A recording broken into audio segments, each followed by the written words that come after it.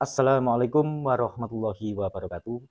Dalam video kali ini, saya kembali lagi mengulas tentang fosil Gallikelor yang berhubungan dengan kualitas materialnya atau bendanya, atau kualitas fosil Gallikelornya, dan mengupas lagi tentang sebuah energi secara alami dan energi yang dimasukkan atau energi yang dibooster atau pembosteran energi pada sebuah fosil Gallikelor. Baik teman-teman, untuk membooster energi dari sebuah fosil Gallikelor, ini sebenarnya kita harus mengetahui kriteria jenis fosilnya itu bagaimana, yang artinya mengarah pada sebuah kualitas, yaitu kualitas fosil Gallikelor. Karena meskipun kita booster dengan tata cara atau ritual-ritual tertentu, atau dengan doa-doa khusus, atau ada juga yang menggunakan dengan media-media tertentu, itu sesuai dengan keilmuannya masing-masing teman-teman ya, atau pengetahuannya masing-masing. Jikalau kita tidak memahami atau tidak menghiraukan dari segi kualitas barangnya atau fosil Gallikelornya, maka fosil Gallikelor yang kita booster tadi itu akan kurang kuat. Yang artinya pada saat kita membooster dengan doa-doa khusus, secara alami dari materialnya pun juga mendukung. Karena keduanya ini berkaitan. Begitu.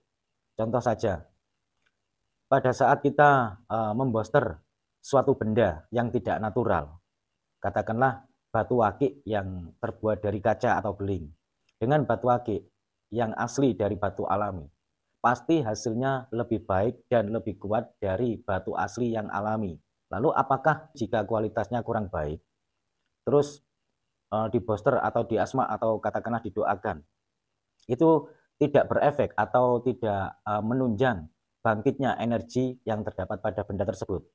Bisa saja, bisa bangkit, bisa terbooster, mungkin bisa sampai 2 kali lipatnya, tapi tidak sekuat dengan fosil Gallikelor atau batu alam yang benar-benar bagus kualitasnya. Karena pada kenyataannya ada beberapa orang yang bergelut di bidang spiritual atau di bidang mengisi benda-benda agar benda tersebut bisa bertuah atau terbooster energinya secara alami, diisi diniatkan untuk sebagai proteksi. Ternyata setelah dipakai oleh penggunanya, proteksinya itu sangat lemah sekali, bahkan hampir atau nyaris tidak terasa, nyaris tidak berfungsi, dikarenakan sekedar mengisi atau yang sekedar membooster melalui doa-doa khusus atau tata cara khusus, sekedar membooster, tapi tidak menghiraukan dengan kualitas barang yang dibooster atau barang yang diisi. Karena sekali lagi, keduanya ini sangat berkaitan, yang artinya dari segi kekuatan alami dengan kekuatan yang melalui doa, yang saya maksud kekuatan alami ini adalah asli bawaan dari bendanya. Nah, terus yang kedua, kita booster, kita tambah lagi dengan kekuatan doa. Keduanya ini sangat berkesinambungan atau sangat berhubungan, sangat berkaitan sekali. Karena apa? Keduanya ini termasuk bagian dari ayat juga. Yang namanya benda, benda apapun yang diciptakan oleh Tuhan di muka bumi ini juga termasuk bagian dari ayat. Juga termasuk doa-doa yang kita ucapkan, itu juga termasuk ayat. Makanya keduanya ini sangat berkaitan, sangat berkesinambungan atau sangat saling mengaitkan. Karena segala sesuatu jika tidak berkaitan, maka akan kurang kuat. Ibarat sebuah lidi yang dikaitkan dalam jumlah banyak, maka itu pun juga akan semakin kuat. Jika kita patahkan akan lebih berat lagi atau lebih susah lagi, memerlukan tenaga yang ekstra untuk mematahkan, kecuali dengan satu lidi saja yang tidak berkaitan dengan kekuatan-kekuatan lidi lain, ibaratnya begitu. Dan memang kenyataannya begitu. Saya sering menjumpai benda-benda yang katanya benda tersebut katakanlah batu akik, liontin dan lain sebagainya yang katanya diasma atau diisi. Ternyata isiannya itu kurang kuat, yang padahal orang yang mengisinya atau yang mendoakan itu juga termasuk orang yang mumpuni.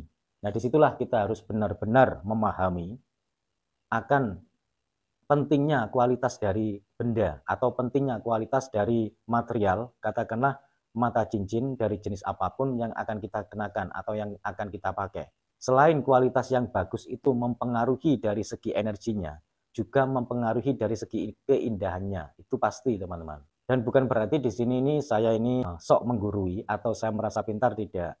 Karena tidak sedikit dari sahabat-sahabat saya yang saya lihat dari batu cincinnya atau batu liontinnya, entah itu dari jenis batu apapun, termasuk batu fosil gali kelor juga, yang katanya ini bisa dites atau gimana begitu. Tapi kenyataannya pada saat dipegang selama beberapa hari sudah tidak kuat lagi. Bahkan ada yang sampai isiannya itu doa yang ditransfer ke benda tersebut itu nyaris tidak terasa karena kualitas barangnya tidak mendukung.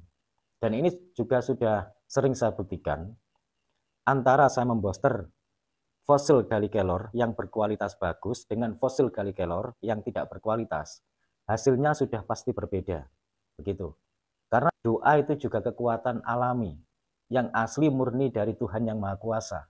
Karena Tuhan juga menciptakan energi alam yang tidak kasat mata. Begitu, teman-teman. Sehingga keduanya ini harus saling berkaitan.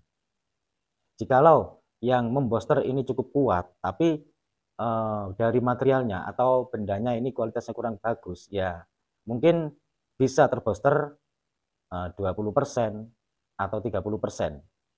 Ya, setidaknya minimal masih tetap ada energinya. Dan seandainya ada seseorang yang memboster fosil gali kelor, tapi membosternya itu kurang kuat, yang artinya tingkat orang yang memboster atau yang mengasma itu masih tingkatan biasa, level biasa. Tapi kalau kualitas fosil gali kelornya itu bagus, ya hasilnya ya lumayan gitu. Apalagi yang memboster atau yang mendoakan itu orang yang tingkatannya sudah katakanlah setingkat seorang sesepuh lah. Terus didukung dengan material dari fosil gali kelornya yang kualitasnya bagus. Dan itu akan lebih kuat lagi, begitu teman-teman.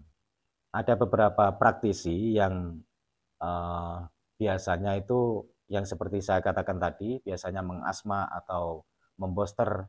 Kalau saya pribadi lebih suka dengan bahasa memboster, teman-teman ya, karena bahasanya itu katakanlah netral, mudah diterima oleh siapa saja gitu. Diposter gitu aja. Yang ahli memboster, padahal seorang praktisi tersebut itu sudah puluhan tahun ahli memboster dan terkenal, yang ternama, tapi beliau ini tidak melihat atau tidak menghiraukan dengan kualitas barang yang diposter. Sehingga dengan melakukan ritual doa berbulan-bulan, hasilnya hampir sama atau hasilnya biasa saja dengan dibandingkan dengan yang diposter cuma beberapa hari, tapi yang diposter ini kualitasnya bagus, bahkan hasilnya lebih kuat dengan yang diposter jarak beberapa hari saja dibanding yang diposter berbulan-bulan atau diposter berkali-kali. Karena apa? Ibarat sebuah wadah, katakanlah itu sebuah cangkir yang ukuran kecil. Meskipun kita kasih air 1 ember, tetap takarannya tetap 1 cangkir. Begitu teman-teman. Karena kualitas dari benda ini juga menentukan wadah yang terkandung di dalamnya atau wadah yang dapat menampung kekuatan energi yang dimasukkan. Intinya begitu. Ya, buat sahabat-sahabat yang masih pemula, semoga ini bisa dipahami.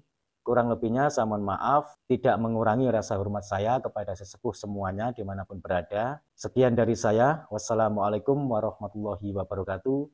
Rahayu, salam budaya.